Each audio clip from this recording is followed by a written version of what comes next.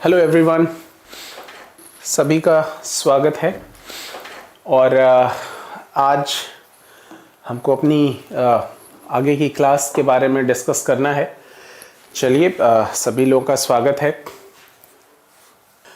तो यहाँ अभी देखिए, अभी तक हमने पिछली क्लासेस में बड़ी सारी बातें की, उन्हीं को अपने संविधान के संदर्भ में थोड़ा और डिटेल में समझने की आवश्यकता है। हमने लोकतांत्रिक व्यवस्था की बातें की, हमने पिछली क्लास में कार्यपालिका के बारे में बात की। हमने समझा था कि कैसे विधायिका जो हमारे देश में है, मतलब जो सरकार है, उसका काम है जनता को सुविधाएं देना। जनता को सुविधाएं क्यों चाहिए? ताकि जनता अपना विकास कर पाए। और हमने फिर समझा था कि इस उद्देश्य की पूर्ति के लिए राज्य के 3 पार्ट बांटे गए, विधायिका, कार्यपालिका, न्यायपालिका। एक कानून बनाएगी, एक उसको लागू कराएगी, तीसरा कोई डिस्प्यूट कॉन्फ्लिक्ट होने पर न्याय देगी। तो ये सारी बातें हमने बहुत डिटेल में समझी। और फिर कार्यपालिका को फोकस किया कि स्थायी कार्यपालिका भी, अस्थायी कार्यपालिका। उसी संदर्भ में हमने राष्ट्रपति, मंत्रिपरिषद, प्रधानमंत्री, इन सारी चीजों का हमने जिक्र किया था।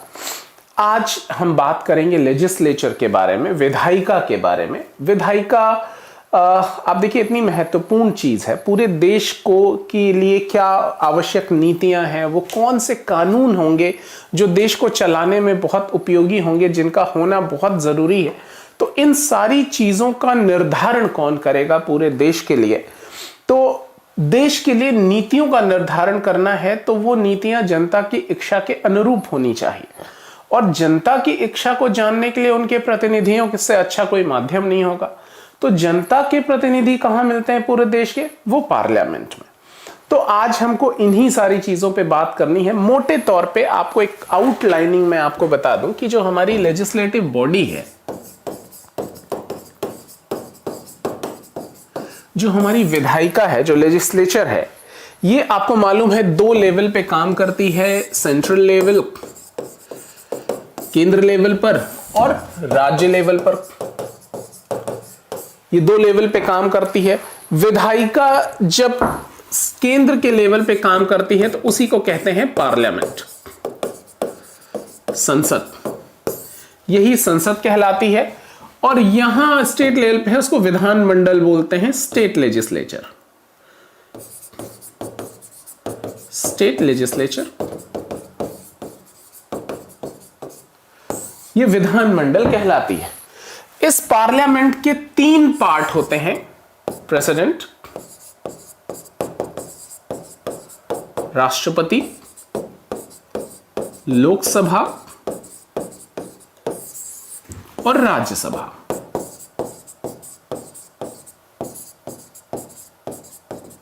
इन तीनों से मिलकर हमारी संसद का निर्माण होता है। विधानसभाओं में भी आपको मालूम है, इसमें गवर्नर, विधानसभा,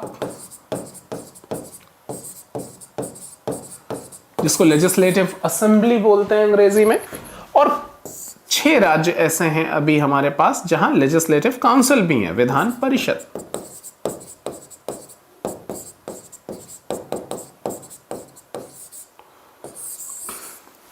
तो हमारे देश में जो विधायिका की संरचना है वो यही है। ठीक है, ये केंद्र लेवल पर कानून बनाने की जिम्मेदारी ये पार्लियामेंट की होती है, संसद की होती है। और राज्य लेवल पर कानून बनाने की जिम्मेदारी, नीतियां बनाने की जिम्मेदारी राज्य विधानमंडल की होती है। तो आज की जो हमारी क्लास है वो इन्हीं सारी चीजों के बारे में बात करेगी। तो आइए हम अपनी इस 11वीं क्लास के जो 5वें अध्याय से मैं उस पुस्तक के माध्यम से चीजों को समझने की कोशिश करते हैं कि एनसीईआरटी क्या कहती है। तो कुछ बेसिक अंडरस्टैंडिंग आपको क्लियर हो जाएगी। तो आज इसी के बारे में आपसे डिस्कस करनी है। तो 5वां अध्याय है विधायिका, लेजिस्लेचर। बहुत इंपॉर्टेंट टॉपिक है आपके लिए, तो समझते हैं इसको। आइए, इंट्रोडक्शन क्या कहता है कि हम भारत में चुनावों का महत्व और चुनावों के लिए अपनाई गई प्रक्रिया का अध्ययन पिछले अध्यायों में कर चुके हैं।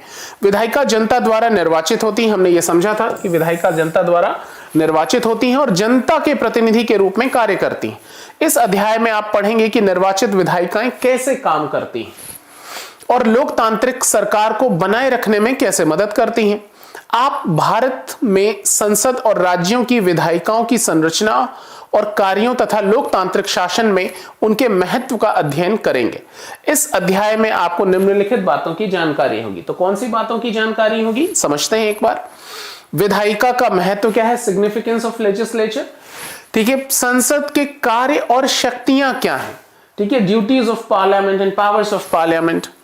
कानून कैसे बनता है, ठीक है, कानून कैसे बनाए जाते हैं। संसद कार्यपालिका को कैसे नियंत्रित करती है, ठीक है, जो एग्जीक्यूटिव बॉडी होती है उसको कैसे कंट्रोल करती है, और संसद अपने ऊपर कैसे नियंत्रण रखती है। यह भी बड़ा महत्वपूर्ण है कि संसद अपना नियंत्रण कैसे, स्वयं अपना नियंत्रण कैसे करती है।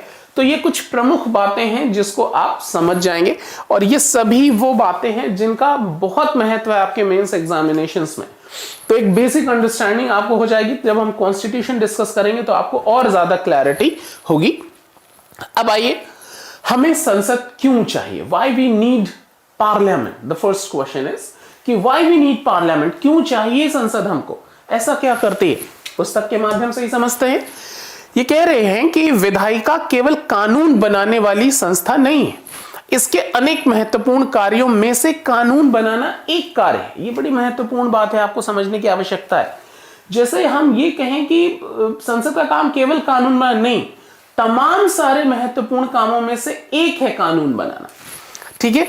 ये सभी लोकतांत्रिक राजनीतिक प्रक्रियाओं का केंद्र है, ठीक है। लोकतांत्रिक प्रक्रियाओं का केंद्र होने का मतलब, लोकतंत्र मतलब जनता की सहभागिता, और पूरे देश की जनता की सहभागिता कहां केंद्रित हो रही है, पार्लियामेंट में। तो सारी प्रोसेस का ये अपने आप एक सेंटर पॉइंट हो जाता है, केंद्र हो जाता है। संसद में बहुत से दृश्य देखने को मिलते हैं। अच्छा, दृश्य देखने को मिलते हैं। संसद में बहस, बहिर्गमन, विरोध प्रदर्शन, सर्वसम्मति, सरोकार और सहयोग आदि इसे अत्यंत जीवंत रखते हैं। मतलब आप देखते हैं कि पार्लियामेंट में डिस्कशंस होते हैं, डिबेट्स होते हैं, लोग एग्री करते हैं, डिसएग्री करते हैं, विरोध करते हैं, बाइकॉट करते हैं। ये सारा ही काम संसद में होता है। ये अलग अलग रंग आपको देखने को मिलते हैं पार्लियामेंट के। ये सभी बहुत ही महत्वपूर्ण उद्देश्यों को पूरा करते हैं। दरअसल वास्तविक प्रतिनिधित्व वाली कुशल और प्रभावी विधायिका के बिना सच्चे लोकतंत्र की कल्पना नहीं की जा सकती। ये बात में बिल्कुल सच्चाई है, ठीक है, कि जब तक एक प्रभावी लेजिस्लेचर नहीं होगा जो न केवल नीतियां बना सके, कानून बना सके, तमाम सारी व्यवस्थाओं पे नियंत्रण स्थापित कर सके जनता का, उनके अपने प्रतिनिधियों के माध्यम से जनता अपना नियंत्रण स्थापित करे, अगर ऐसा अभाव है तो फिर दिक्कत होगी। वास्तव में जिस सशक्त लोकतंत्र की हम कल्पना करते हैं, जो पावरफुल डेमोक्रेसी हमारे इमेजिनेशन में है, वो पॉसिबल नहीं। तो पार्लियामेंट का रोल अपने आप इंपॉर्टेंट हो जाता है कि साहब हमको एक सशक्त पार्लियामेंट तो चाहिए ही चाहिए। अच्छा, विधायिका जनप्रतिनिधियों का जनता के प्रति उत्तरदायित्व सुनिश्चित करती है, ठीक है। ये भी इंपॉर्टेंट चीज है कि विधायिका जनप्रतिनिधियों का जनता के प्रति उत्तरदायित्व सुनिश्चित करती है। कल की क्लास में आपने समझा था कि कैसे council of minister collectively accountable हैं लोकसभा के प्रति। ये वही बात को कह रहे हैं। ये वास्तव में प्रातिनिधिक लोकतंत्र का आधार है। इसके बावजूद अधिकांश लोकतंत्रों में कार्यपालिका के मुकाबले विधायिका अपना महत्व खोती जा रही है। ये बता रहे हैं कि दुनिया की ऐसी कई सारी डेमोक्रेसी है जहां अगर आप कंपेयर करें तो वहां एग्जीक्यूटिव बॉडी ज्यादा स्ट्रांग होती जा रही है डे बाय डे, और लेजिस्लेचर अपना महत्व खोती जा रही है, वो कमजोर होती जा रही है, जिसका खामियाजा भी भुगतना पड़ा न केवल उस देश के लोगों को, दुनिया में भी उनकी बनाई गई नीतियों का प्रभाव पड़ता है। आज के ग्लोबलाइजेशन के दौर में ऐसा नहीं है कि आपकी नीतियां केवल आपको ही प्रभावित करेंगी, वो हर उस तत्व को प्रभावित करती हैं जो आपसे जुड़ा है। और आपको मालूम है ये तो भूमंडलीकरण का दौर है, हर देश एक दूसरे से किसी न किसी वजह से जुड़ा हुआ है। अच्छा, भारत में भी मंत्रिमंडल नीति निर्माण की पहल करता है, शासन का एजेंडा तय करता है और उसे लागू कराता है। इससे कुछ आलोचकों को यह कहने का मौका मिल गया कि संसद का ह्रास हो रहा है, ह्रास मतलब डिप्रिसिएशन हो रहा है, उसमें उसकी शक्तियों में कमी आ रही है। लेकिन अत्यंत मंत्रिमंडल को भी विधायिका में बहुमत की आवश्यकता होती है। ये क्या कह रहा है कि देखिए, जनरली क्या होता है कि कोई भी कानून बनाने का जो प्रपोजल है जनरली सरकार प्रेजेंट करती है, और सरकार उसी की होती है जिसका बहुमत होता है, तो उसके पास होने की संभावना ही ज्यादा, यानी मंत्रिमंडल जैसा चाहता है वैसा हो जाता है। तो कई सारे स्कॉलर्स हैं, विद्वान लोग हैं, वो इस पॉइंट की आलोचना करते हैं कि लोकतांत्रिक प्रक्रिया के खिलाफ है, ऐसा नहीं होना चाहिए। ऐसे प्रश्न भी पूछे जाते हैं आपसे, निम्न कथनों पे विचार दीजिए, टिप्पणी कीजिए। तो ऐसा लगता है कि चूंकि मंत्रिमंडल के ही निर्णय प्रभावी हो रहे हैं तो बाकी पार्लियामेंट का फिर क्या रोल रह गया। तो ये इस बात की इसी आधार पर आलोचना करते हैं। लेकिन फिर ये आलोचना बहुत ज्यादा मतलब एक तरीके से निराधार है। क्यों? क्योंकि जिस मंत्रिमंडल की शक्ति का हम हवाला दे रहे हैं वो शक्तिशाली कैसे? उसी पार्लियामेंट में बहुमत होने की वजह से। यानी पार्लियामेंट तो उसके साथ जो सहमति है उसमें बहुमत के रूप में इन्वॉल्व है। यानी अगर ज्यादातर पार्लियामेंटेरियन इन्वॉल्व है काउंसिल ऑफ मिनिस्टर्स की एडवाइजर्स पर, उनके प्रपोजल पर, तो ये कहना बहुत उचित नहीं होगा कि ये मंत्रिमंडल अपने ही हिसाब से डिसाइड कर ले रही है, बाकी पार्लियामेंट एक्सक्लूड हो जा रहे हैं, वो अलग हो जा रहे हैं। ये उचित नहीं है, ठीक है, क्योंकि सशक्त मंत्रिमंडल वही होगा जिसका प्रबल बहुमत हो लोकसभा में, संसद में, ठीक है। ओके, अब आ जाइए, एक सशक्त नेता को भी संसद का सामना करना पड़ता है और संसद को अपने जवाबों से संतुष्ट करना पड़ता है। आप देखिए, चाहे मोदी जी ही क्यों ना, उनको जवाब देना पड़ता है, प्रश्न पूछे जाते हैं उनसे। ठीक है, राष्ट्रपति का भी भाषण हुआ, लोगों ने उस पर अपनी टिप्पणियां की। ठीक है, यहां बजट पेश हुआ, लोगों ने अपनी सारी बातें उसमें कही। तो ये सारी चीजें बहुत ही महत्वपूर्ण है। हमें ये संसद की लोकतांत्रिक क्षमता का एहसास करता है। मतलब ये कि ताकतवर नेता को भी जवाबदेह होना पड़ता है। ये इससे पता चलता है कि हमारी जो पार्लियामेंट है इसके अंदर जो डेमोक्रेटिक फीचर्स हैं वो कितने महत्वपूर्ण हैं, कितने मजबूत हैं। ये वाद विवाद का सबसे लोकतांत्रिक और खुला मंच है, ये भी बड़ी अच्छी बात है। यहां डिबेट्स हो रही हैं, आप देखिए, एक एक पॉइंट्स पे, एक एक चीजों पे एक नेता कुछ कहता है, पक्ष में बोल रहा है सरकार के, विपक्ष वाला इसका काउंटर करता नहीं, आप गलत बोल रहे हैं, सीधा सीधा कहते हैं, झूठ बोल दे रहे हैं। तो ये सारा जो डिबेट है सब लाइव हो रहा है। तो ये जो हमारे यहाँ जो प्राचीन संस्कृति है भारत की शास्त्रार्थ वाली, वो शास्त्रार्थ वाली परंपरा को ये पालन कर रहा है एक तरीके से, कि डिबेट हो रही है, चीजें डिस्कशंस होते रह रहा है। तो ये जो डिबेट की परंपरा है, जो व्यवस्था है, वो संसद के माध्यम से ही मतलब उसको रेगुलर चलाया जा सकता है। अपनी संरचनात्मक विशेषता के कारण यह सरकार के अन्य सभी अंगों में सबसे ज्यादा प्रातिनिधिक है। देखिए, महत्वपूर्ण नहीं कह रहा है, ताकतवर नहीं कह रहा है, वो क्या कह रहा है कि चूंकि इसका स्ट्रक्चर ऐसा है कि जनता के चुने गए प्रतिनिधियों से ही बनता है, तो लोकतांत्रिक व्यवस्था में ये आप कह सकते हैं कि वो विधायिका, कार्यपालिका, न्यायपालिका में से ऐसा कौन सा तत्व है जहां जनता का प्रतिनिधित्व ज्यादा है। तो ये अपनी प्रकृति, अपनी संरचनात्मक प्रकृति की वजह से, चूंकि इसको बनाया ही ऐसे गया है कि इसमें जनता की प्रत्यक्ष अप्रत्यक्ष भागीदारी हो जाए, तो इसलिए ये कहने में बिल्कुल भी ये गलत नहीं है कि ये अपनी संरचनात्मक विशेषता के कारण सबसे ज्यादा प्रातिनिधिक है। यही सबसे ज्यादा देश के प्रतिनिधि होते हैं। अच्छा, हाँ, और फिर इसके पास सरकार कार्यपालिका का चयन करने और उसके बर्खास्त करने की भी शक्ति है। ये बहुत इंपॉर्टेंट चीज है, आप देखिए। यानी पार्लियामेंट केवल कानून नहीं बना रही, कोई पॉलिसीज नहीं बना रही है। जो मेन एग्जीक्यूटिव बॉडी है काउंसिल ऑफ मिनिस्टर्स के रूप में, न केवल उसके चयन करने की शक्ति इसी विधायिका को है, साथ ही साथ वो उसको बर्खास्त भी कर सकती है। अगर उसमें बहुमत नहीं रहा, उन्हें अपना विश्वास मत खो दिया उस मंत्रिमंडल के लोगों ने, तो वो अपनी, उनके पास सत्ता नहीं रहेगी, उनको अपनी सत्ता छोड़नी पड़ेगी, अपनी पावर्स छोड़नी पड़ेगी। तो विधायिका का केवल काम नीति निर्माण तक ही सीमित नहीं है, वो ये भी सुनिश्चित कर रहा है कि कार्यपालिका कौन होगा, और वो ये भी सुनिश्चित कर रहा है कि कार्यपालिका को बर्खास्त किया जा सकता है या बर्खास्त किया जाए या नहीं किया जाए। तो ये सारी बातें महत्वपूर्ण बना देती हैं हमारी पार्लियामेंट को, हमारे सिस्टम में। अब ये कुछ एक्सरसाइजेस हैं, जरूर कर लीजिएगा। अब आइए 28 फरवरी 2002 की एक उदाहरण है। केंद्रीय वित्त मंत्री जसवंत सिंह ने केंद्रीय बजट प्रस्तावों में 50 किलोग्राम यूरिया खाद की बोरी की कीमत 12 रुपए बढ़ाने तथा 2 अन्य खादों के दाम में भी कुछ वृद्धि करने के प्रस्ताव की घोषणा की। इससे खाद के दामों में 5% वृद्धि हुई। यूरिया खाद के वर्तमान मूल्य 4,830 रुपए प्रति टन पर 80% सब्सिडी है। 11 मार्च 2002 विपक्ष के जबरदस्त विरोध के कारण वित्त मंत्री को खाद के दामों में वृद्धि के प्रस्ताव को वापस लेना पड़ा। ठीक है, ये 2002 का एक पेपर कटिंग है।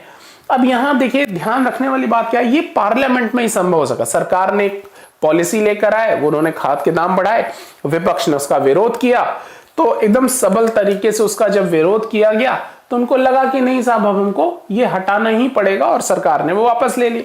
ये तो 2002 की बात है। अभी देखिए कृषि कानून इसका सबसे अच्छा एग्जाम्पल है।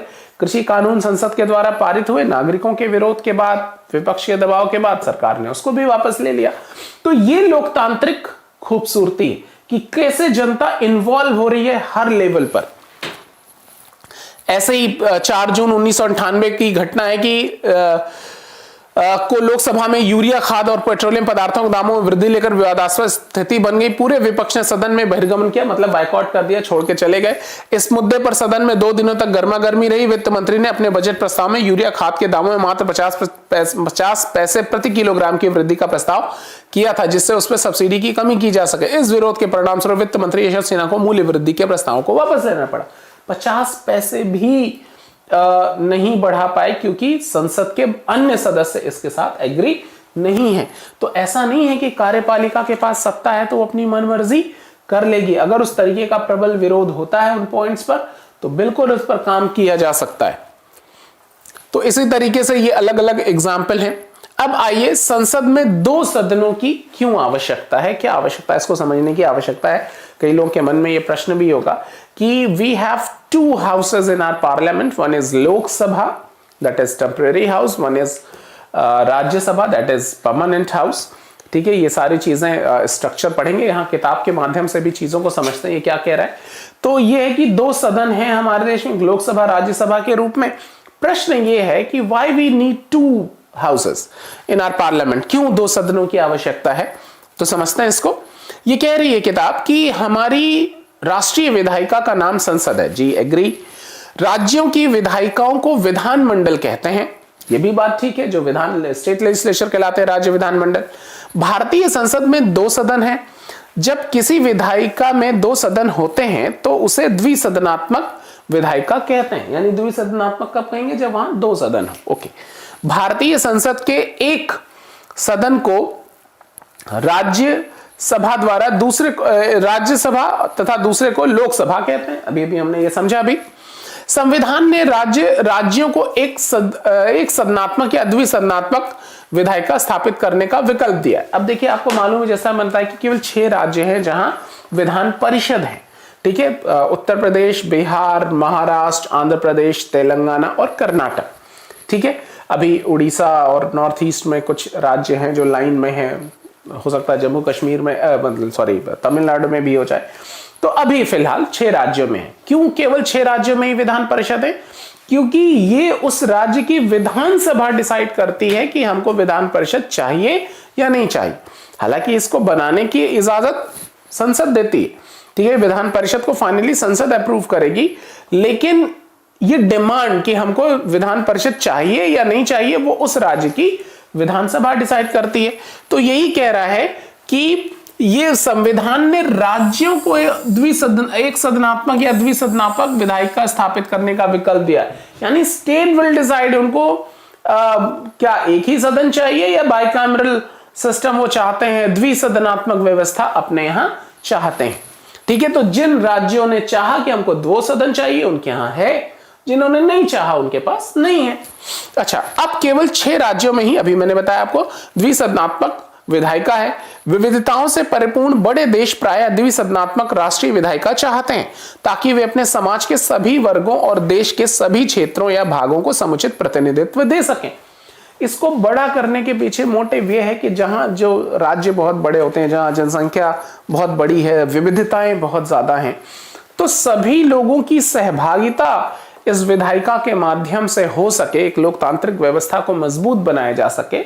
इसलिए द्विसदनात्मक व्यवस्था को चुना हमने, ताकि ज्यादा से ज्यादा, एक ही सदन होगा तो उसकी कुछ लिमिटेड सीटें, एक सदन और बढ़ा दिया तो कुछ सीटें बढ़ी ना, तो हम कुछ और रिप्रेजेंटेटिव्स को यहां इन्वॉल्व कर सकते हैं। तो इसी उद्देश्य से ये बनाया गया था।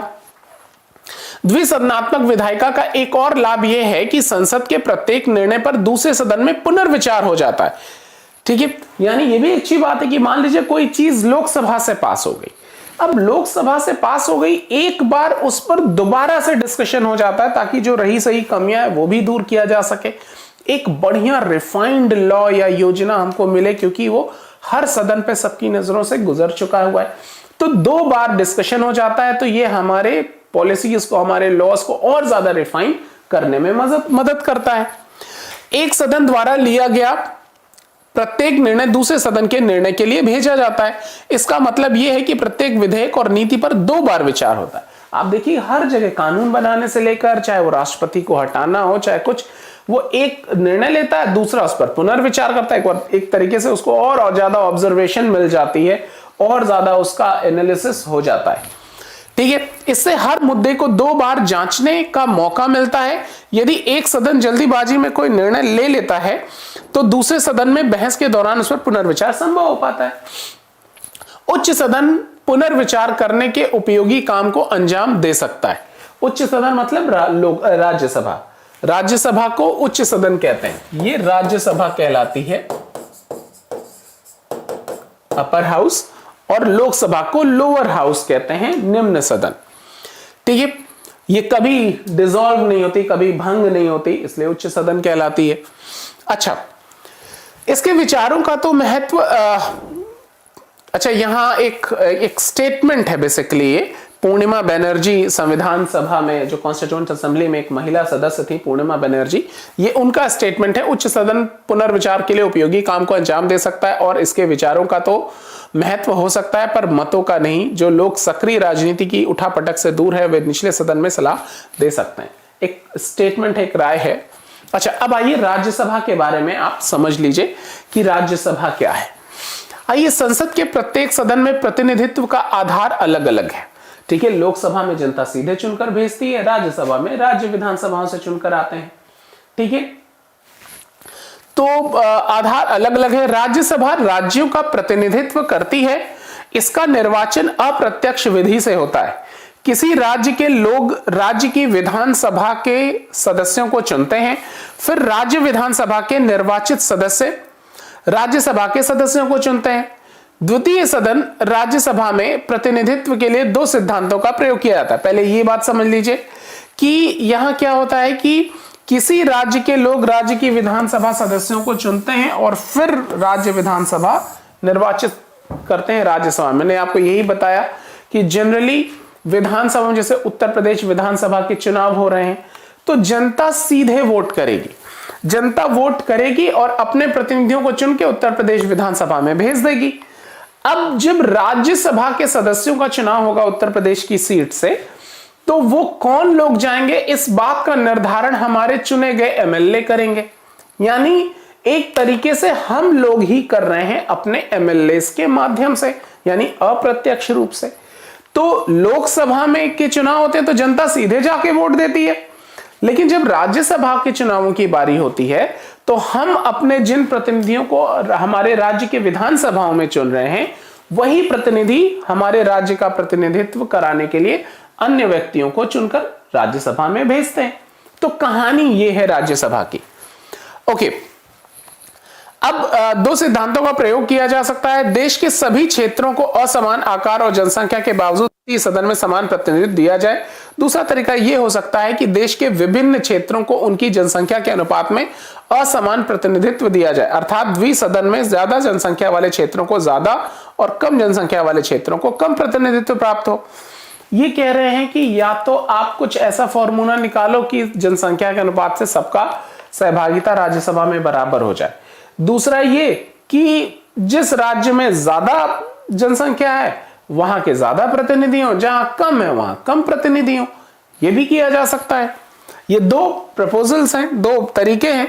अमेरिका के द्विसदन में प्रत्येक राज्य को समान प्रतिनिधित्व दिया गया है। यह सभी राज्यों में समानता स्थापित करता है। अमेरिका में आपको मालूम, वो भी फेडरल सिस्टम का बड़ा अच्छा एग्जांपल है। तो वहां जितने भी राज्य हैं, सभी राज्यों से समान प्रतिनिधित्व वहां की द्वितीय सदन में होता है। लेकिन इसका अर्थ यह भी है कि छोटे राज्यों को बड़े राज्यों के बराबर ही प्रतिनिधित्व मिलेगा। हमारी राज्यसभा के लिए इस अमेरिकी प्रतिनिधित्व प्रणाली से अलग तरीका अपनाया गया है। संविधान की चौथी अनुसूची में प्रत्येक राज्य, ये इंपॉर्टेंट चीज, ये सारे फैक्ट्स हैं, चौथी अनुसूची में प्रत्येक राज्य से निर्वाचित होने वाले सदस्यों की संख्या निर्धारित कर दी गई है। ठीक है, यानी राज्यसभा में कितने सदस्य होंगे हर राज्य से, इसका निर्धारण कहां पर है? हमारी 4th शेड्यूल में, चौथी अनुसूची में है। यदि हम राज्यसभा में प्रतिनिधित्व के अमेरिका की समान प्रतिनिधित्व प्रणाली का प्रयोग करें तो क्या होगा? 1998 ये 1998.12 लाख, लगभग 19.89 करोड़ जनसंख्या वाले उत्तर प्रदेश को 6.10 लाख वाले सिक्किम के बराबर ही प्रतिनिधित्व मिलेगा। संविधान निर्माता ऐसी विसंगति से बचना चाहते थे। जाहिर बहुत लॉजिकल भी है कि अगर अमेरिका की तरह हर राज्य से समान, के मान लीजिए उत्तर प्रदेश से 4 गया तो सिक्किम से भी 4 जाए तो समान तो हो गया, लेकिन ये क्या वाकई उचित है? नहीं। यहां इनकी जनसंख्या लगभग 20 लाख के आसपास है, वहां सिक्किम में आप देखिए लगभग 6 लाख के आसपास है। तो वो समान प्रतिनिधित्व देना एक अलग तरीके की विसंगति पैदा कर देगा, वो अलग तरीके की दिक्कतें पैदा करेगा। इसलिए उन राज्यों के अनुपात के अनुसार ही जाना चाहिए। यहां ज्यादा जनसंख्या वाले राज्यों को अधिक और कम जनसंख्या वाले राज्यों को कम प्रतिनिधित्व दिया गया है। इस प्रकार ज्यादा जनसंख्या वाले उत्तर प्रदेश को 31 और छोटे और कम जनसंख्या वाले सिक्किम राज्यसभा में 1 सीट दी गई है। मतलब उत्तर प्रदेश से 31 राज्यसभा के सदस्य जाएंगे, सिक्किम जरा सा है तो उसमें 1 मेंबर ही पर्याप्त होगा। अभी जर्मनी की कहानी एक बार इसको देख लीजिएगा। अब आइए, राज्यसभा के सदस्यों को 6 वर्ष के लिए निर्वाचित किया जाता है। अब यहां से कुछ फैक्ट्स हैं जो आपके लिए जानना बहुत जरूरी है कि राज्यसभा के सदस्यों का कार्यकाल कितना होगा? 6 वर्ष होगा। लोकसभा के सदस्यों का कार्यकाल कितना होता है? 5 वर्ष का होता है, जबकि राज्यसभा के सदस्यों का कार्यकाल 6 वर्ष का होगा।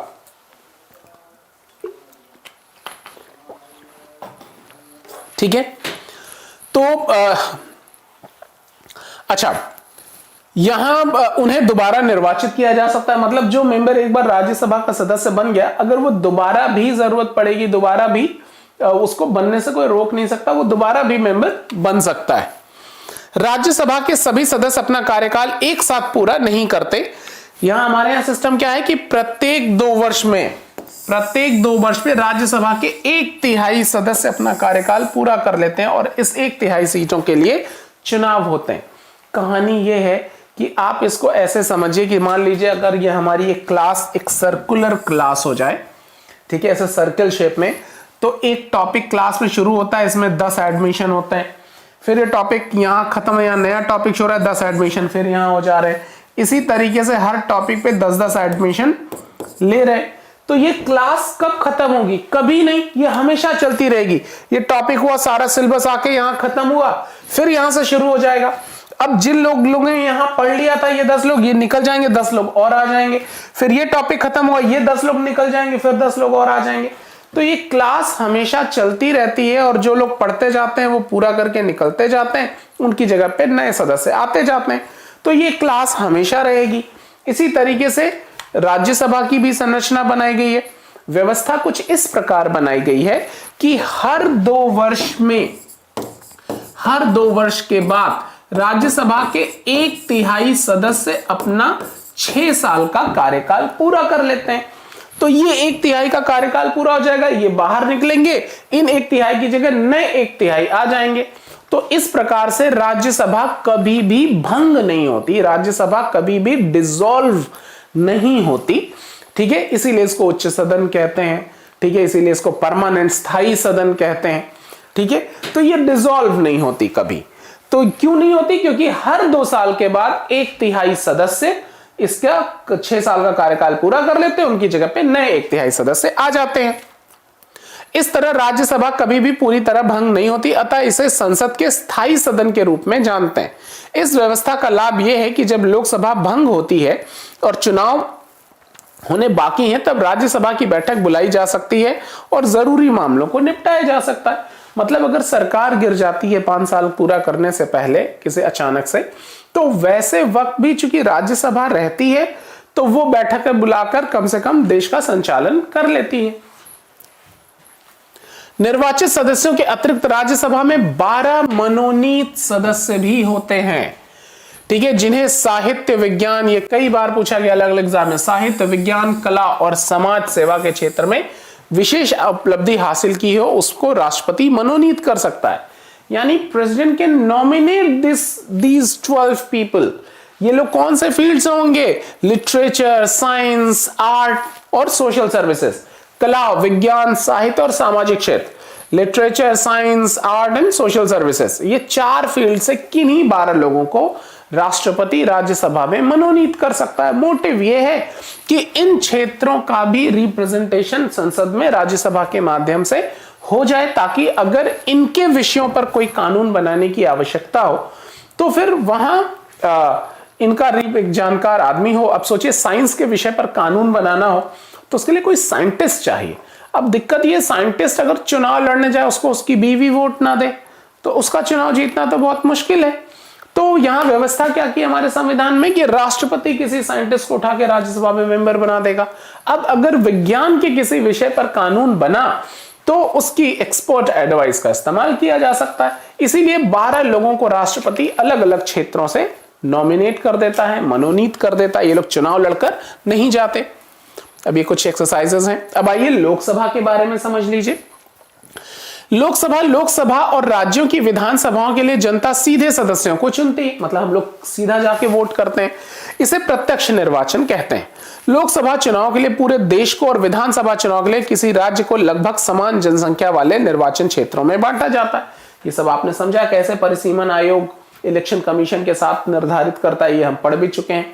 जिन लोगों ने नहीं पढ़ा मैं उनको जरूर सजेस्ट करूंगा कि पुराने वीडियोस देखें। प्रत्येक निर्वाचन क्षेत्र से एक प्रतिनिधि चुना जाता है। चुनाव सार्वभौमिक वयस्क मताधिकार पे, यूनिवर्सल फ्रेंचाइजी, यानी जिसकी उम्र 18 वर्ष है वो जाके वोट कर सकता है, जिसमें प्रत्येक व्यक्ति के मत का मूल्य दूसरे व्यक्ति के मत के मूल्य के बराबर होगा। ये भी बात हम लोग कई बार समझ चुके हैं कि ऐसा नहीं कि अंबानी के वोट का वैल्यू अलग होगा, रिक्शे वाले का वोट का वैल्यू अलग, सबके मत का मूल्य एक ही होगा। इस समय लोकसभा के 543 निर्वाचन क्षेत्र हैं। यह संख्या 1971 की जनगणना से चली आ रही है। ये भी प्रश्न पूछा गया है और ये सीटें 2026 तक यही रहेंगी। फिर उसके बाद डिसाइड किया जाएगा कि इन संख्या का क्या करना है, यही रखना है, बढ़ाना है, घटाना है, क्या करना है। तो ये जो 543 वाली संख्या है ये 1971 की जनगणना पर आधारित है। ओके, लोकसभा के लिए सदस्यों को 5 वर्ष के लिए चुना जाता है। इनका कार्यकाल 5 वर्ष होता है। राज्यसभा का कार्यकाल 6 वर्ष का होता है, लोकसभा का कार्यकाल 5 वर्ष का होता है। लेकिन यदि कोई दल या दलों का गठबंधन सरकार न बना सके अथवा प्रधानमंत्री राष्ट्रपति को लोकसभा भंग कर नए चुनाव करने की घोषणा दे तो लोकसभा 5 साल के वर्ष के पहले भी भंग किया जा सकता है। यानी ये स्थायी सदन नहीं है, तो 5 वर्ष के पहले भी किसी भी कारण से कि राष्ट्रपति बहुमत कोई, मतलब जो सरकार है वो बहुमत खो दे या प्रधानमंत्री दोबारा चुनाव कराना चाहते हो, उनको लगता है बहुमत खो जाएगा, तो किसी भी कारण से 5 वर्ष के पहले भी लोकसभा डिसॉल्व हो सकती है, भंग हो सकती है, दोबारा चुनाव कराने की आवश्यकता पड़ सकती है। ठीक है, ये एक्सरसाइजेस है, देखिएगा। अब आइए संसद करती क्या है। ठीक है, व्हाट डज पार्लियामेंट डू। तो क्या करती है, विधायिकाओं की क्या कार्य है, मतलब जो विधायिकाएं हैं, जो कानून बनाने लेजिस्लेटिव बॉडी है, क्या काम करती हैं, क्या कार्य हैं। क्या संसद के दोनों सदनों के कार्य समान हैं? क्या दोनों सदनों की शक्तियों में कोई फर्क है? कानून बनाने के अतिरिक्त संसद के अन्य अनेक कार्य हैं। आइए इन कार्यों की सूची बनाएं। विधायी कामकाज, पहला काम क्या है, लेजिस्लेटिव फ्रेमवर्क, जो एक लेजिस्लेटिव काम है, विधायी काम, विधि बनाने से संबंधित काम, कानून बनाने से संबंधित काम। संसद पूरे देश या देश के किसी भाग के लिए कानून बनाती है। कानून बनाने वाली सर्वोच्च संस्था होने के बावजूद संसद प्रायः कानूनों को केवल स्वीकृति देने मात्र का काम करती है। ठीक है, विधेयकों को तैयार करने का वास्तविक काम तो किसी मंत्री के निर्देशन में नौकरशाही करती है। यानी क्या कह रहा है कि संसद का काम है केवल कानून बनाना, कानून बना देना ही बस उसका काम है।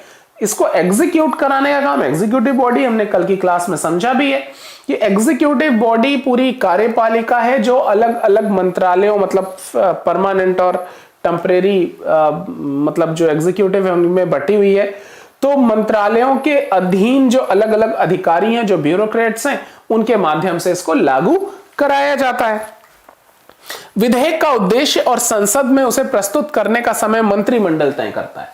यानी कोई जो बिल पेश किया जा रहा है, कोई विधेयक पेश किया जाता है, उसका क्या मोटिव है, ठीक है, और वो कब इसको प्रेजेंट करना है, ये सारा डिसीजन काउंसिल ऑफ मिनिस्टर लेती है।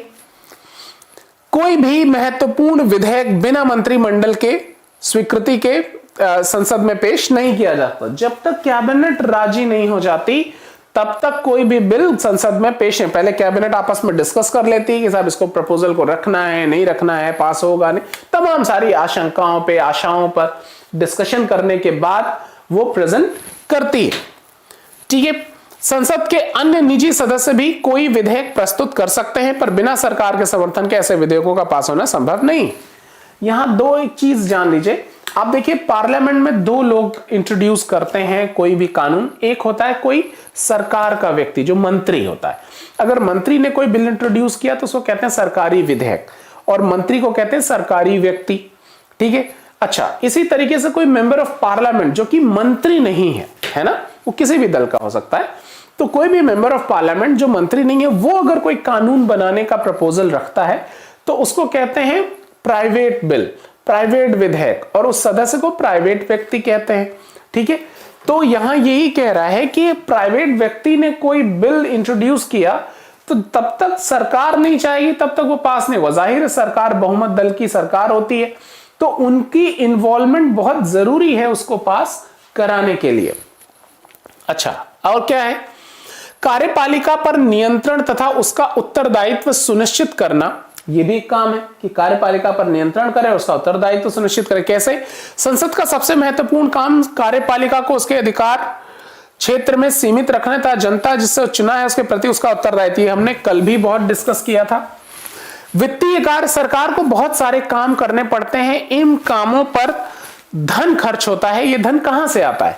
प्रत्येक सरकार कर वसूली के द्वारा अपने संसाधनों को बढ़ाती है, लेकिन लोकतंत्र में संसद कराधान तथा सरकार द्वारा धन के प्रयोग पर नियंत्रण रखती है। यदि भारत सरकार कोई नया प्रस्ताव लाए तो उसे संसद की स्वीकृति लेनी पड़ती है। संसद, आप देखिए ये जितने भी सरकार काम करे उसमें पैसे तो खर्च हो रहे हैं, वो पैसा किसका है? जनता का है। तो वो जनता से कैसे लेती है? टैक्स के माध्यम से लेती है।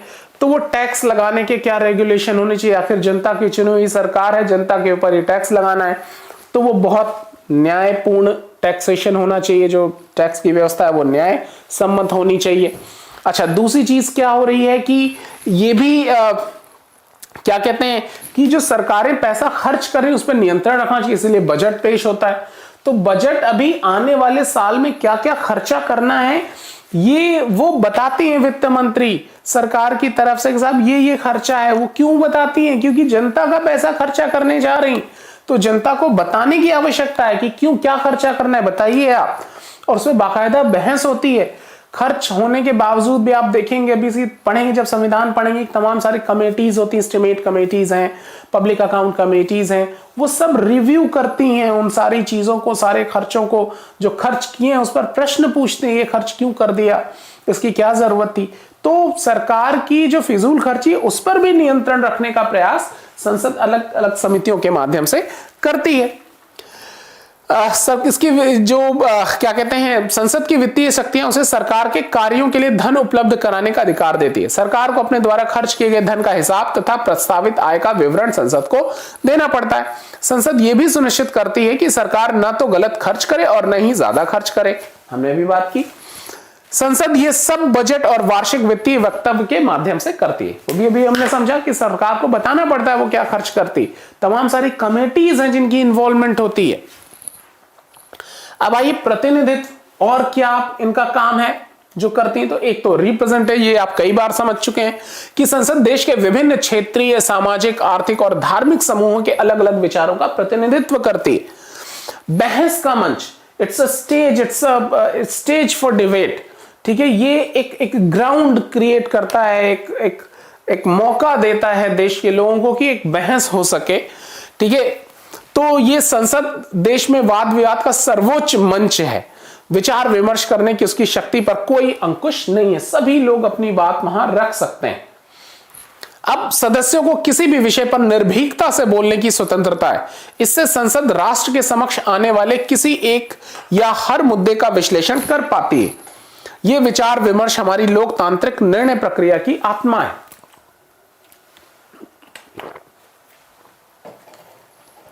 लोकतंत्र में हमने समझा है जनता की सहभागिता, और जनता की प्रत्यक्ष सहभागिता कब होगी? जब उनके मनोविचार वहां आके डिस्कस हों कि आप जो सोच रहे हैं, आप इतने सारे प्रश्न पूछते हैं, क्या आपका कोई प्रतिनिधि ऐसे इन जेन्युइन सवालों को वहां उठाता है कि जनता के मन में ऐसे भी प्रश्न हैं?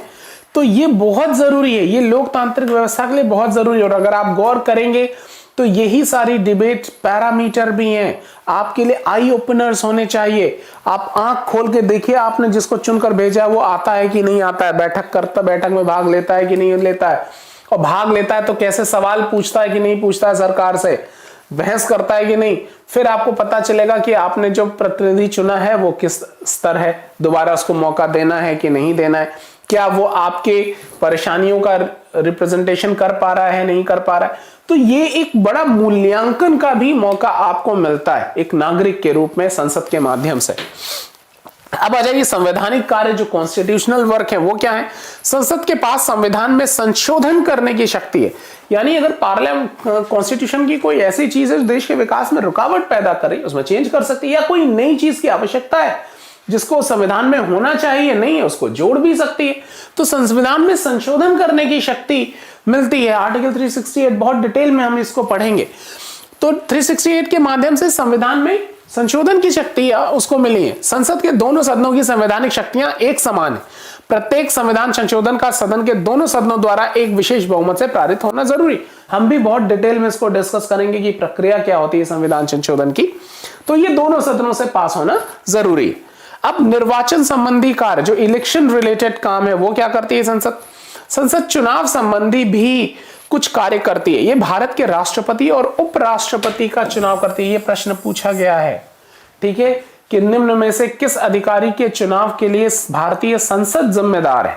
राष्ट्रपति और उपराष्ट्रपति। आपको मालूम है कि इन दोनों के चुनाव में सारे लोकसभा राज्यसभा के मेंबर पार्टिसिपेट करते हैं। और न्यायिक कार्य, जुडिशियल काम भी करती है। कब?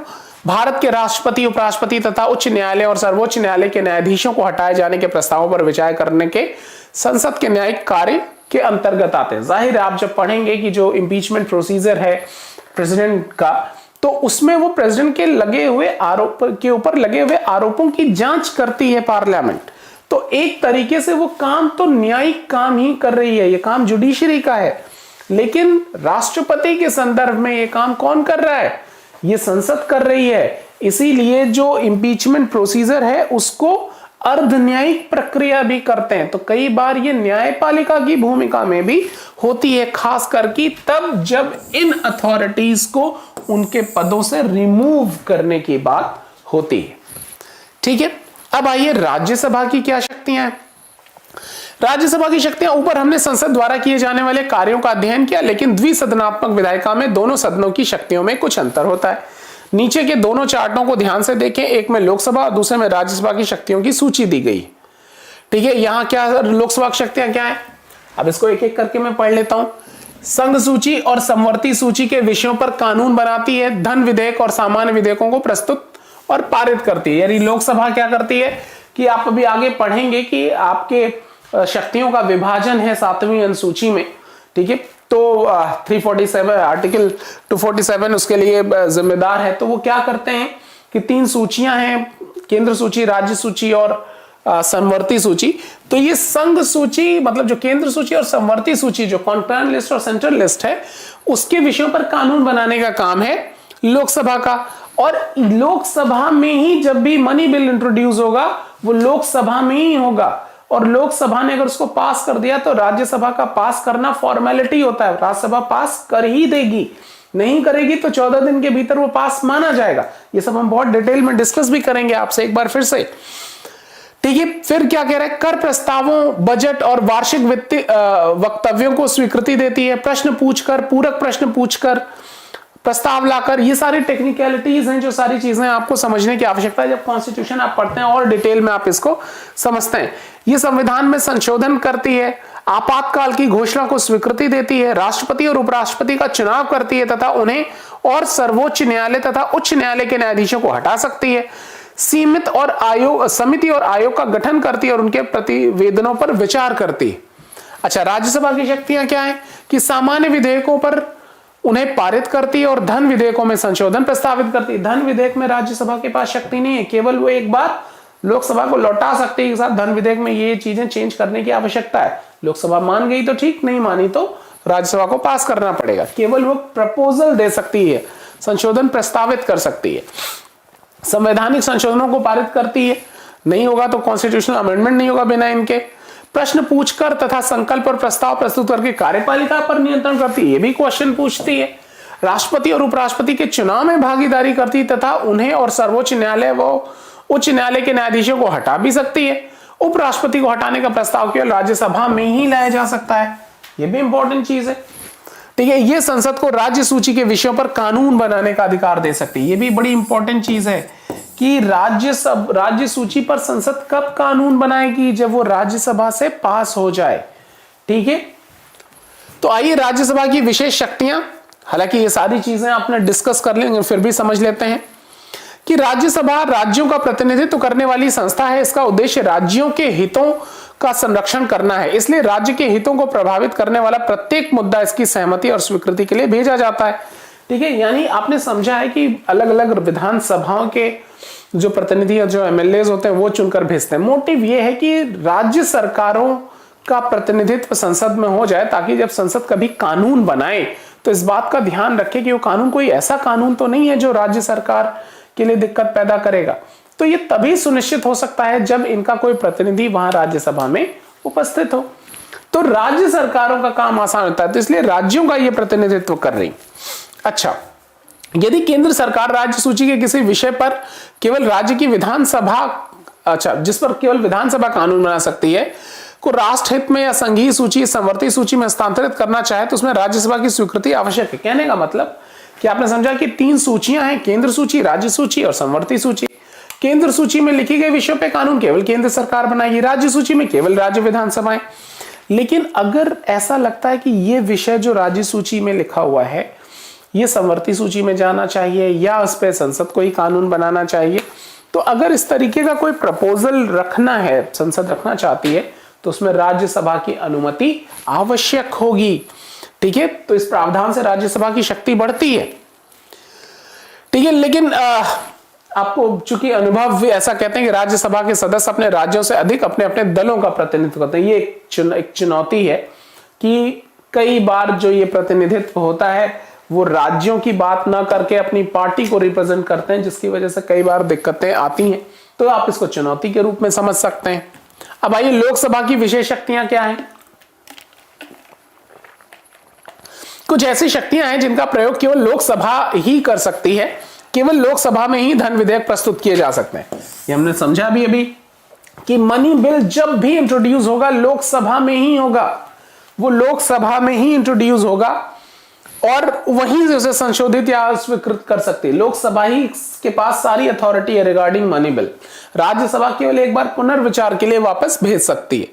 मंत्रिपरिषद केवल लोकसभा के प्रति उत्तरदायी होते हैं, ये आपने कल भी पढ़ा है। राज्यसभा के प्रति उत्तरदायी नहीं होते, अतः राज्यसभा सरकार की आलोचना तो कर सकती है पर उसे हटा नहीं सकती। बड़ी इंपॉर्टेंट चीज कि Rajya Sabha only criticise the government, वो कमियां उल्लेखित कर सकती है, लेकिन अगर ये अथॉरिटी नहीं है उसके पास कि वो सरकार को हटा दे, वो केवल लोकसभा कर सकती है।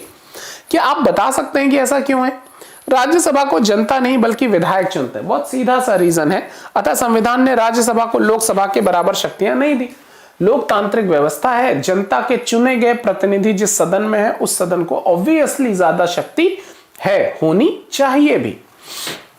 संविधान द्वारा अपनाई गई लोकतांत्रिक व्यवस्था में जनता के पास अंतिम शक्ति होती है। यही बात जो हमने समझा कि इस तर्क के अनुसार जनता के द्वारा प्रत्यक्ष विधि से निर्वाचित प्रतिनिधियों के पास ही सरकार को हटाने और नियंत्रण करने की शक्ति होनी चाहिए।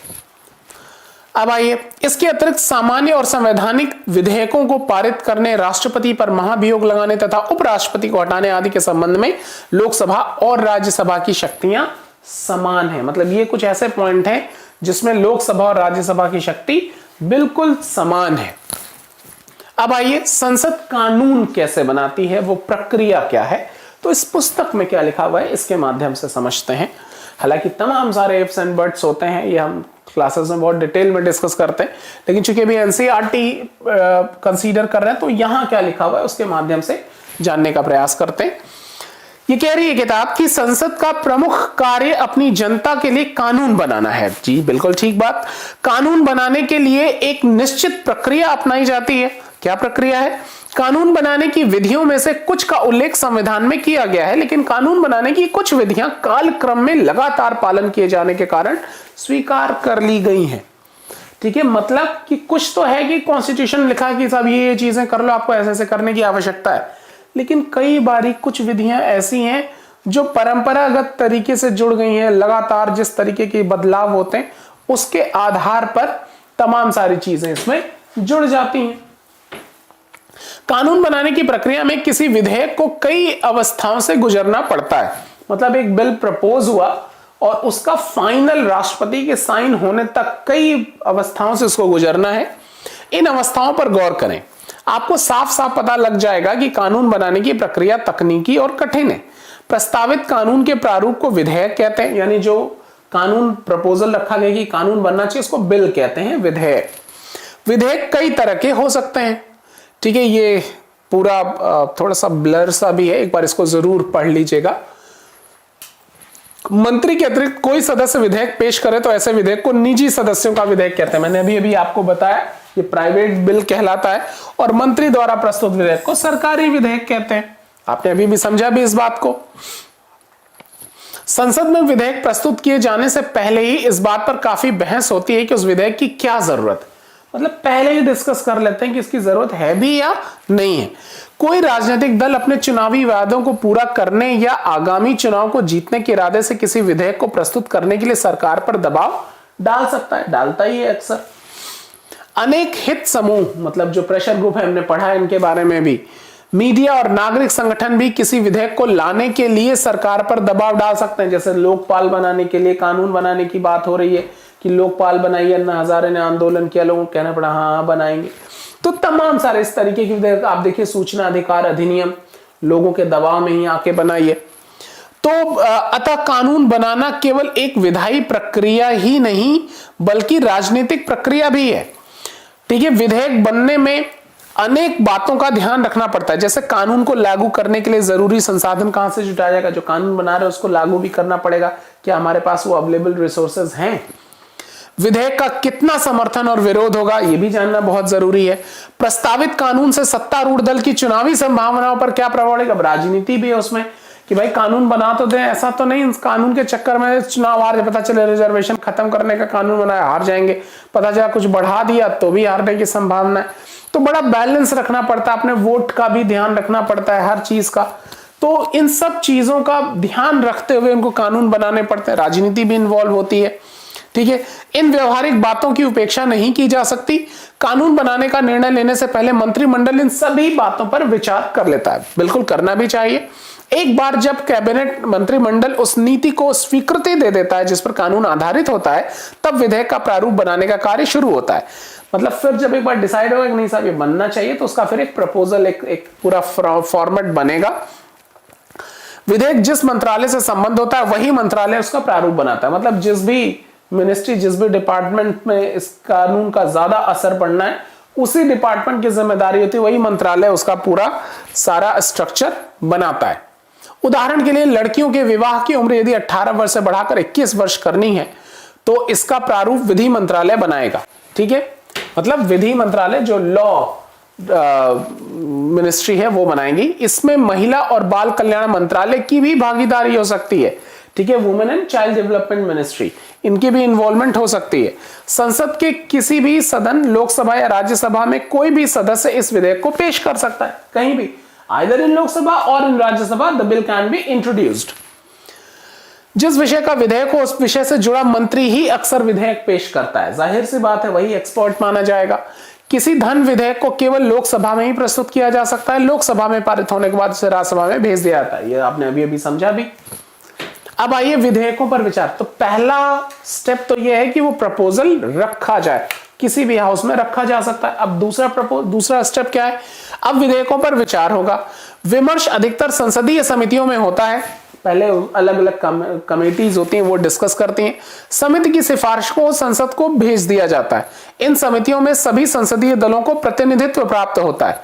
इसी कारण इन समितियों को लघु विधायिका भी कहते हैं। ये भी फैक्ट पूछा गया है कि लघु विधायिका के रूप में किसको जाना जाता है? The parliamentary committees are known as small legislature.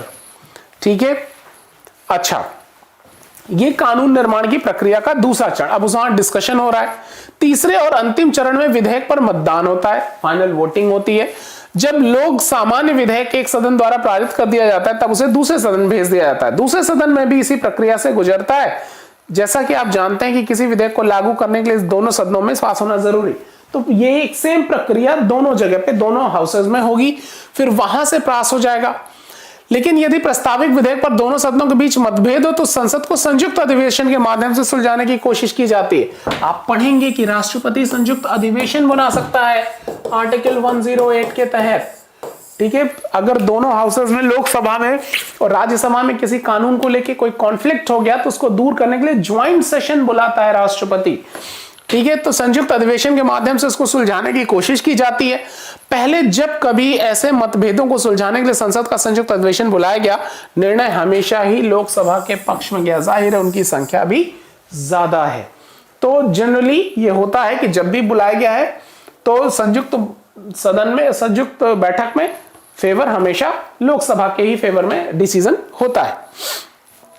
लेकिन धन विधेयक के मामले में राज्यसभा उसे या तो स्वीकार कर सकती है, ये हमने अभी भी बात की कि अगर लोकसभा ने धन विधेयक कर दिया तो राज्यसभा के पास उसको मानने के अलावा कोई चारा नहीं है, बस वो एक बार पुनर्विचार के लिए वापस भेज सकती है।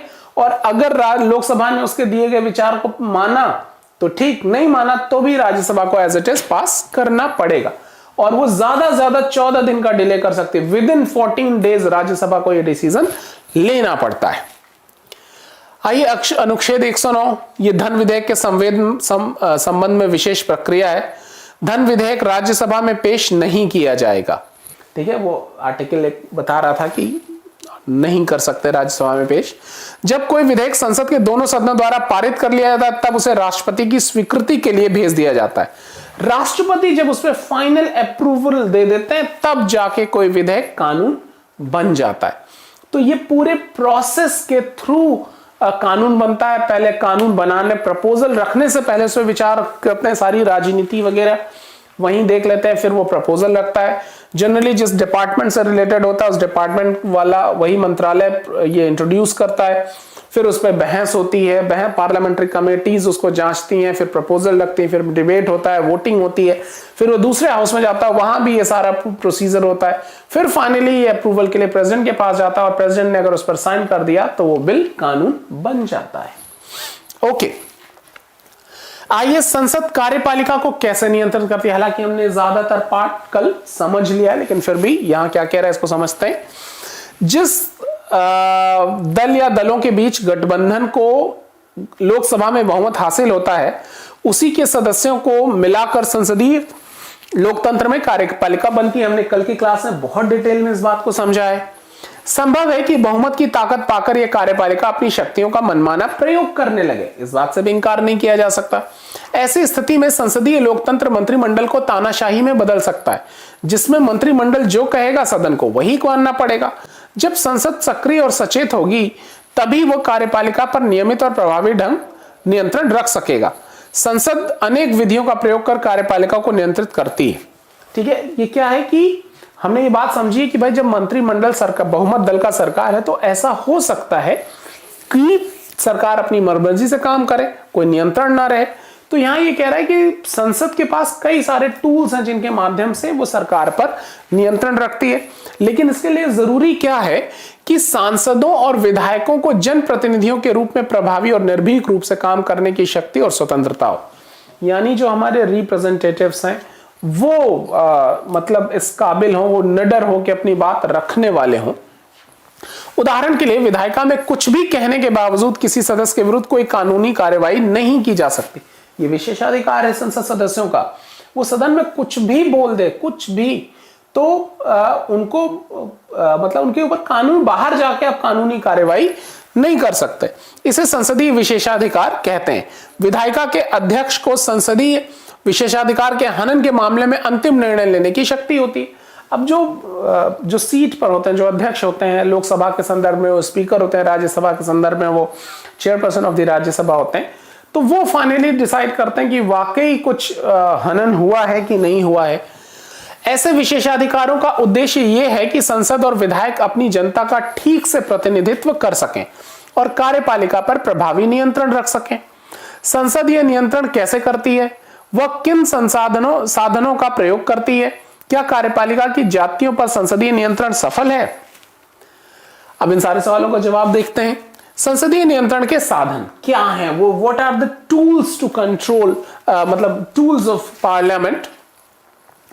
अब ये क्या है? पार्लियामेंट को नियंत्रित करने क्या साधन है? संसदीय लोकतंत्र में विधायिका अनेक स्तरों पर कार्यपालिका की जवाबदेही को सुनिश्चित करने का काम करती है।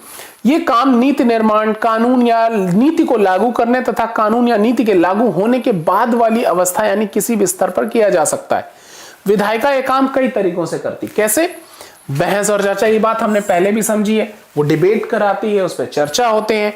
कानूनों की स्वीकृति या अस्वीकृति, वो उसको स्वीकार भी कर सकती है, अस्वीकृत भी कर सकती है संसद। अच्छा, वित्तीय नियंत्रण, फाइनेंशियल कंट्रोल बहुत जरूरी है, वो रख सकती है पार्लियामेंट अपने अलग अलग कमेटीज के माध्यम से। और अविश्वास प्रस्ताव जो सबसे बड़ा हथियार है, नो कॉन्फिडेंस मोशन। जनता अपने प्रतिनिधियों के माध्यम से संसद में कह दे हमको सरकार पे भरोसा ही नहीं है, सरकार गिर जाएगी, फिर से इलेक्शंस कराने पड़ेंगे। तो ये सारे वो तरीके हैं जिसके माध्यम से नियंत्रण स्टैब्लिश हो जाता है। अच्छा, बहस और वाद विवाद, पहले इसको समझ लेते हैं। कानून निर्माण की प्रक्रिया में विधायिका के सदस्यों को कार्यपालिका द्वारा बनाई गई नीतियों और उसके क्रियान्वयन के तरीकों पर बहस करने का अवसर मिलता है। अब यानी जो काउंसिल ऑफ मिनिस्टर ने, जो मंत्री परिषद ने या कैबिनेट ने एक कानून प्रपोजल रखा है, तो अब ऐसा नहीं उनकी मर्जी, प्रपोजल प्रक्रिया तो अपनानी पड़ेगी। अब पार्लियामेंट में चूंकि रखा है तो पार्लियामेंट के पास पूरा अवसर है कि वो उस पर डिस्कस करें और फिर फाइनल अपना मतदान उस पर करें। विधेयकों पर परिचर्चा के अतिरिक्त सदन में सामान्य वाद विवाद के दौरान भी विधायिका को कार्यपालिका पर नियंत्रण करने का अवसर मिल जाता है। जनरल डिस्कशन में भी कई बार देखिए सरकारें, आप कभी डिबेट देखे, कई कैसे सरकार की कमियां बताते हैं कि आपने ये गलत किया, वो गलत किया, आपको इस पे शर्मिंदा होना चाहिए, ये जवाब देना चाहिए। तमाम सारे लोग कई बार बहुत तीखी आलोचना भी करते हैं।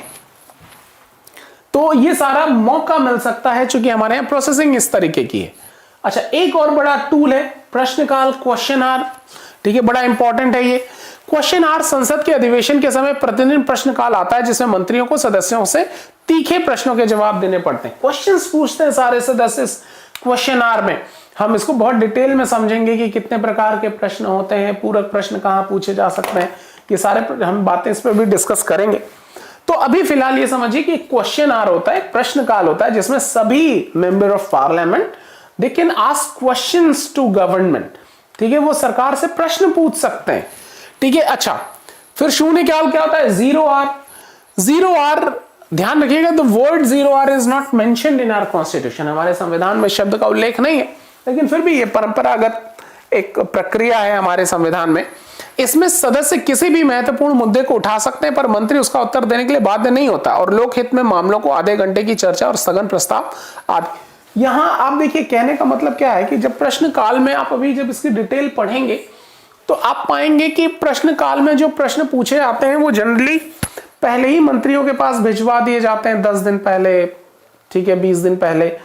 लेकिन कई बार आज बैठक हो रही है और एक दिन पहले कोई घटना हो गई हो जिस पर सरकार का ध्यान तुरंत खींचना हो, या अन्य कोई बहुत महत्वपूर्ण घटना जिस पर सरकार का ध्यान तुरंत खींचना हो, तो ऐसे प्रश्नों को जीरो आवर में पूछ लिया जाता है। हालांकि ministers are not bound to give answers, लेकिन लाइव टेलीकास्ट चल रहा है, अगर आंसर नहीं देंगे तो जनता को लगता है ना, मीडिया थू थू करती, मंत्री जी भाग गए, जवाब नहीं दिया। तो एक इवैल्यूएशन का मौका भी मिलता है जनता को इस माध्यम से कि मंत्री जी लोग जवाब दे रहे हैं या नहीं दे रहे हैं। प्रश्नकाल सरकार की कार्यपालिका और प्रशासकीय एजेंसियों पर निगरानी रखने का सबसे प्रभावी तरीका। ऑब्वियसली आपसे काम के बारे में प्रश्न पूछा जाए तो अपने आप उत्तरदायित्व बन जाता है। ठीक है, संसद के सदस्यों ने प्रश्नकाल में गहरी रुचि दिखाई है और इस समय सदन में सबसे ज्यादा उपस्थित रहती है। जाहिर है सबसे ज्यादा भीड़ इसी वक्त रहेगी, मौका मिलता है सरकार को घेरने का। ज्यादातर प्रश्न लोक अभिहित के विषयों जैसे मूल्य वृद्धि, अनाज की उपलब्धता, समाज के कमजोर वर्गों के विरुद्ध अत्याचार, दंगे, कला बाजारी आदि पर सरकार की सूचनाएं मांगने के लिए होते हैं। जनरली ऐसे जिसमें लोक हित इन्वॉल्व हो, जनता के हित इन्वॉल्व हो, ऐसे पर वो प्रश्न पूछते हैं, सरकार को घेरते हैं। इसमें सदस्यों को सरकार की आलोचना करने तथा अपने निर्वाचन क्षेत्र की समस्याओं को उठाने का अवसर मिलता है। ऑब्वियसली प्रश्नकाल के दौरान वाद विवाद इतने तीखे हो जाते हैं कि अनेक सदस्यों द्वारा अपनी बात रखने के लिए प्रायः ऊंची आवाज में बोलना, अध्यक्ष के आसन के पास चले जाना तथा सदन में बहिर्गमन मतलब बाइकआउट कर देना करने ऐसी घटनाएं देखी जाती हैं। आप देखते होंगे इस बात को कि कैसे सदस्य चीख चीख कर बात रखते हैं, सरकार उनकी बात सुने, अपनी बात को जोरदार ढंग से प्रस्तुत करते हैं। कई बार तो वो जो चेयरपर्सन है उनके चेयर तक चले जाते हैं। ठीक है, कई बार बाइकआउट कर देते हैं, बहिष्कार कर देते हैं, छोड़ के चले जाते हैं सदन। तो इन सारे काम का मोटिव यह है कि उनकी बातों को सुना जाए। ठीक है, वो अपनी बात को प्रबल तरीके से रखने का ये तरीका है उनके पास। अब आइए कानूनों की अस्वीकृति या अस्वीकृति, इसको भी समझ लेते हैं। एक महत्वपूर्ण काम, कानूनों को मंजूरी देने या नामंजूर करने का अधिकार भी संसद के पास होता है। इसके अधिकार के द्वारा भी संसद कार्यपालिका का नियंत्रण करती है। आपको मालूम है पहले सरकार प्रपोजल रखती है कोई कानून बनाने का, अब वो कानून बने या ना बने ये संसद को ही फाइनलाइज करना है। तो इस माध्यम से भी सरकार के ऊपर वो नियंत्रण रख लेती है। ठीक है, यहां कुछ उदाहरण भी है कि 1977 में जनता पार्टी और 2000 में राजग सरकारों के दौरान मतलब यूपीए गवर्नमेंट के दौरान जब संसद के दोनों सदनों की स्वीकृति प्राप्त करने के लिए सरकार को काफी रियायतें देनी पड़ती। अनेक विधेयकों मसलन लोकपाल विधेयक, आतंकवाद निरोधक विधेयक को राज्यसभा ने अस्वीकृत कर दिया है। तो कई बार सरकार जो भी अगर लगता है संसद को कि नहीं इसमें सरकार मनमाने ढंग से लेके आ रही है या वो उससे सहमति नहीं बनती है, तो संसद के किसी न किसी सदन में उसको अस्वीकृत कर दिया जाता है और इस माध्यम से भी संसद इस कार्यपालिका पर नियंत्रण स्थापित कर लेती है। अब आ जाइए फाइनेंशियल कंट्रोल कैसे करती है, वित्तीय नियंत्रण कैसे करती है, भी समझ लेते हैं। जैसा पहले कहा जा चुका है कि सरकार के कार्यक्रमों को लागू करने के लिए वित्तीय संसाधनों की व्यवस्था बजट के द्वारा की जाती है। भाई बजट बताएंगे ये खर्चा है, पहले उनको बताना पड़ता है। संसदीय स्वीकृति के लिए बजट बनाना और उसे पेश करना सरकार की संवैधानिक जिम्मेदारी है। ठीक है, ये उनको बनाना ही पड़ेगा, तब जाके वो पैसे उनको मिलेंगे। इस जिम्मेदारी के कारण विधायिका को कार्यपालिका के खजाने पर नियंत्रण रखने का अवसर मिल जाता है। जाहिर है संसद का होल्ड अप हो जाएगा कि भाई ये पैसा जनता का है, आप ऐसा खर्च नहीं कर सकते। सरकार के लिए संसाधन स्वीकृत करने से विधायिका मना कर सकती है। ऐसा इसलिए नहीं हो पाता क्योंकि कार्यपालिका को विधायिका में बहुमत प्राप्त होता है। फिर भी धन स्वीकृत कराने से पहले लोकसभा सरकार द्वारा धन मांगने के कारणों पर चर्चा कर सकती है।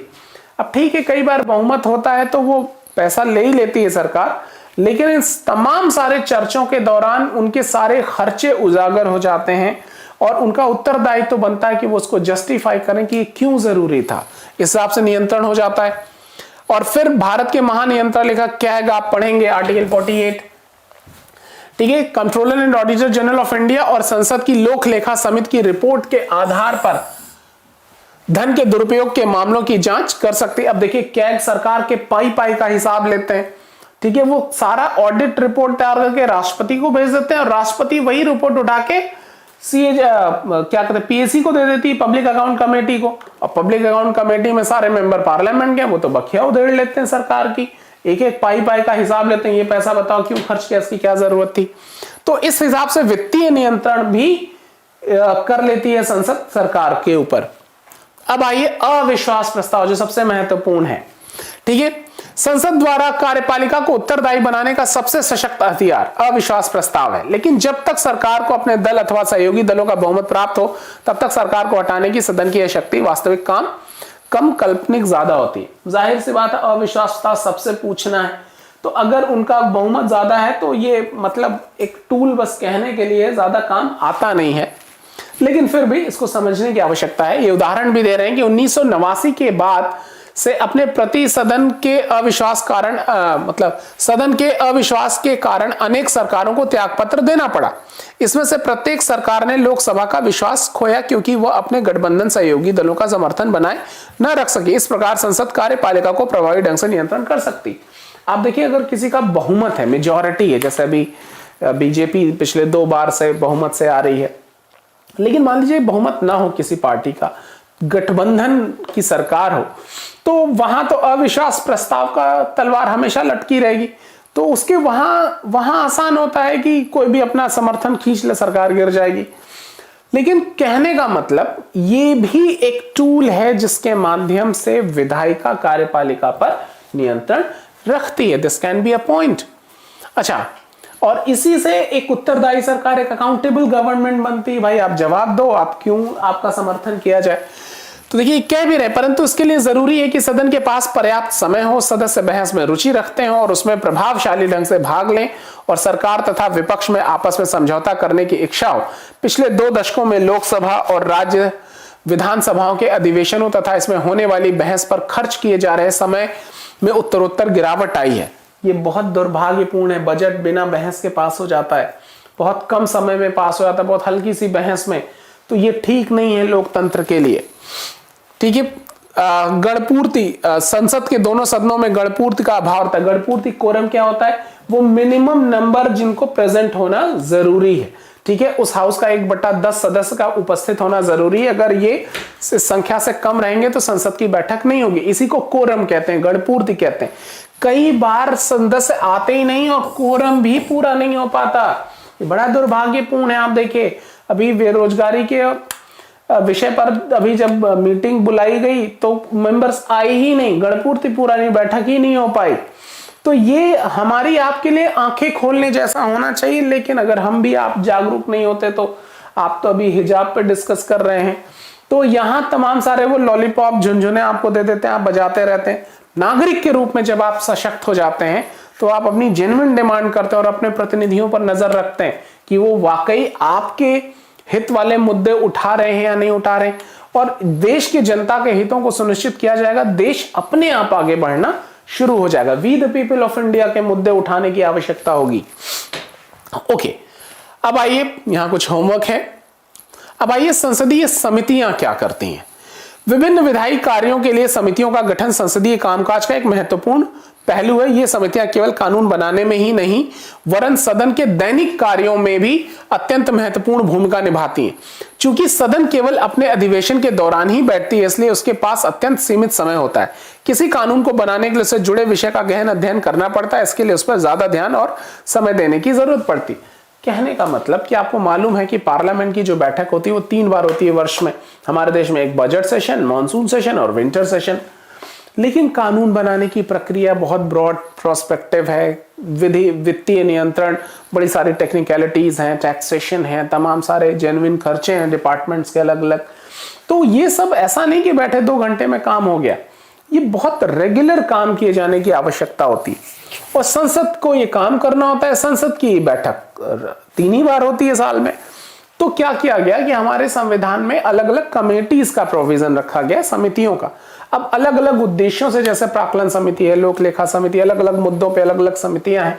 वो स्थायी समितियां, अस्थायी समितियां, ठीक है, वो पर ये सब बनाई जाती है। सब स्टैंडिंग कमेटीज हैं, ये एडहॉक कमेटीज हैं। तो हम बहुत डिटेल में इसको समझते भी हैं आगे कॉन्स्टिट्यूशन की क्लास में। तो इस तरीके की समितियां ये क्या काम कर रही हैं कि जनरली वो संसद वाले ही सारे काम बहुत गहन अध्ययन के साथ करती हैं ताकि इसका रिजल्ट्स बहुत बढ़िया मिले। तो बेसिकली यहाँ यही बात बताए कि संसदीय समितियां ये सब काम करती हैं। 1983 से भारत में सदन की स्थायी समितियों की प्रणाली विकसित की गई है। 1983 से ये मतलब एक तरीके स्टैंडिंग कमेटीज बोलते हैं। मतलब ये होंगी, एक निश्चित कार्यकाल के लिए बनाई जाती, कार्यकाल समाप्त हुआ दोबारा से फिर इनको बनाई जाएंगी। जैसे आपकी एस्टिमेट कमेटी, आपकी स्टैंडिंग कमेटी, ये सब स्टैंडिंग कमेटी है। मतलब एस्टिमेट कमेटी है, लोक लेखा समिति है, public account committee, these are standing committees. ये हमेशा होती हैं। विभिन्न, हाँ वही चीज। अब आइए, स्थायी समितियों के अतिरिक्त अपने देश में संयुक्त संसदीय समितियों का भी अत्यंत महत्वपूर्ण स्थान है। इन समितियों में संसद के दोनों सदनों के सदस्य होते हैं। संयुक्त संसदीय समितियों का गठन किसी विधेयक पर संयुक्त चर्चा अथवा वित्तीय अनियमितताओं की जांच के लिए किया जा सकता है। मतलब ऐसी कमेटीज जिसमें दोनों हाउसेस के मेंबर्स हों, जनरली किसी लॉ फॉर्मेशन पे प्रश्न पूछा जाता है, या फिर ये प्रश्न पूछ लिए जाते हैं कोई फाइनेंशियल कंट्रोलिंग को अगर अपग्रेड करने की आवश्यकता है, उसको और ज्यादा बात करने की आवश्यकता है, तो उस पर बात किया जा सकता है। समितियों की इस व्यवस्था ने संसद का कार्यभार हल्का कर दिया है। अनेक महत्वपूर्ण विधेयकों को समितियों को भेजा गया, संसद ने समितियों द्वारा किए गए काम में छिटपुट बदलाव करके उसको मंजूरी दे दी। ऑब्वियसली अब एक पूरी रिस्पॉन्सिबल कमेटीज हैं जो प्रपोजल रखा, कानून बनाने के लिए जो प्रपोजल रखना है सरकार ने रखा, उस पर एक गहन अध्ययन किया इन कमेटीज ने। तो ऑब्वियसली जो पार्लियामेंट का काम है वो हल्का हो जाता है, और चूंकि इनकी जो सारी रिकमेंडेशन है वो एक सर्टेन स्टडी के बाद आती हैं, तो संसद उसको पास कर भी देती है। ठीक है, ओके। अब आइए, संसद स्वयं को कैसे नियंत्रित करती है, ये भी बड़ी इंपॉर्टेंट चीज, कि खुद को कैसे कंट्रोल करती है पार्लियामेंट, इसको देख लेते हैं जरा। अब देखिए, हम पहले पढ़ चुके हैं कि संसद बहस, अच्छा मुबाहिसे का बहस है, अच्छा बहस मुहाबिसे के जरिए, मतलब इसका मतलब ये होता है कि सबको बोलने का मौका है ना, ये बड़ी इंपॉर्टेंट चीज है। तो यहां इसके जरिए संसद अपने सभी जरूरी काम को अंजाम देती है। ये सार्थक और अनुशासित ढंग से होता है। जरूरी है कि ताकि संसद की कार्यवाही आसानी से चल सके और उसकी गरिमा बनी रहे। ठीक है, खुद संविधान में संसद की कार्यवाही को सुचारू ढंग से चलाने की प्रावधान बनाए जाते हैं। मतलब ये लोग जो भी बोल रहे हैं, थैंक यू, तो जो भी बोल रहे हैं वो एक सर्टेन रेगुलेशंस के तहत, जो लोग भी जो भी काम कर रहे हैं वो एक सर्टेन रेगुलेशंस के तहत होते हैं।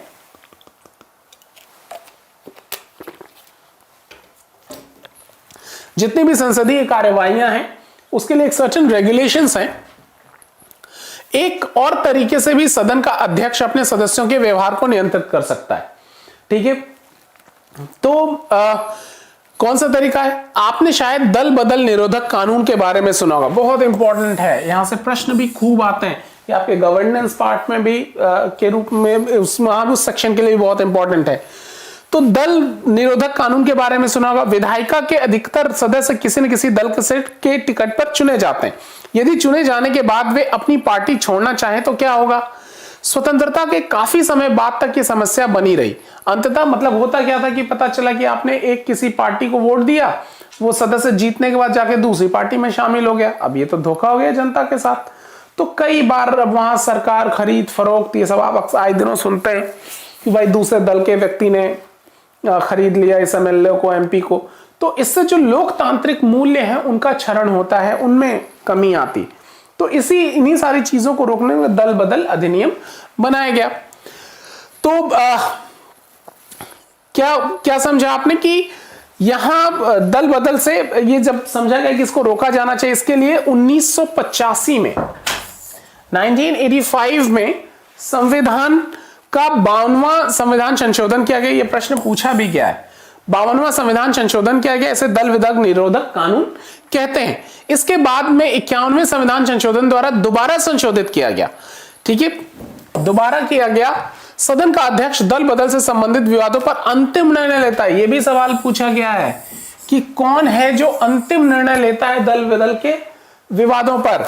ठीक है, अक्सर लोग सुप्रीम कोर्ट बोल देते हैं, लेकिन उस हाउस का जो चेयरपर्सन है, यदि यह सिद्ध हो जाए कि किसी सदस्य ने दल बदल किया है तो उसकी सदन की सदस्यता समाप्त हो जाती है।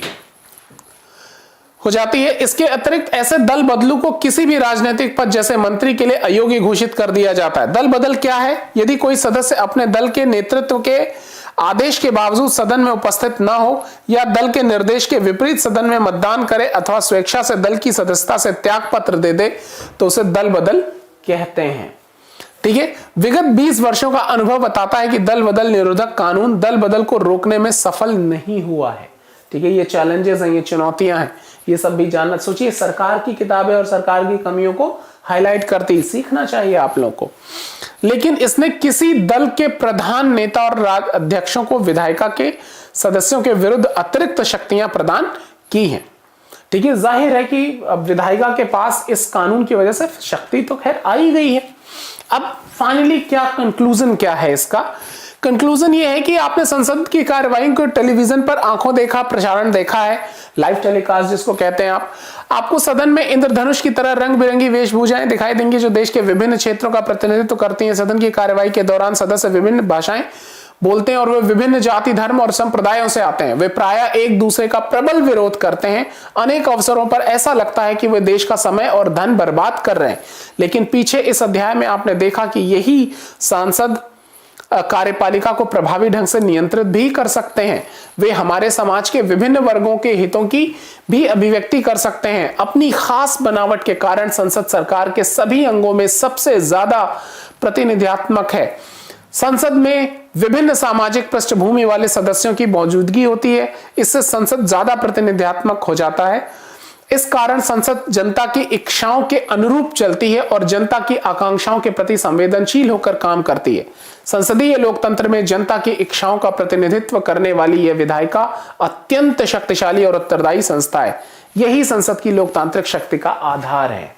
ठीक है, फाइनली जो पार्लियामेंट है क्या चीज है? एक तो वो रिप्रेजेंटेशन करता है हमारी विविधता से पूरे हुए देश का।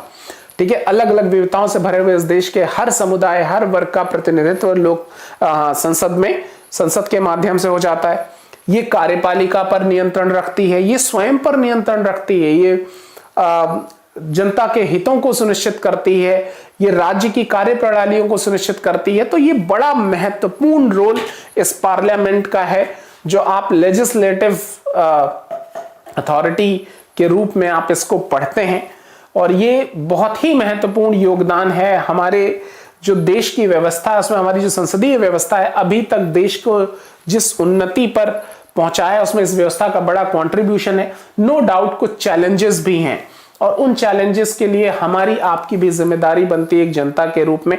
जरूर हम सबको जागरूक होने की आवश्यकता है ताकि हम अपने प्रतिनिधियों पे दबाव बनाकर अपने हितों को, अपने मतलब we the people of India के हितों को, हिंदू मुसलमान या किसी जाति धर्म के नहीं, we the people of India के हितों को, देश के नागरिक के हितों को सुनिश्चित कर सकें। तो आज की क्लास केवल इतनी ही थी। तो अगली क्लास में फिर दूसरे टॉपिक पर आपसे और डिटेल में बात करते हैं। ठीक है, मिलते हैं आपसे फिर। Thank you very much.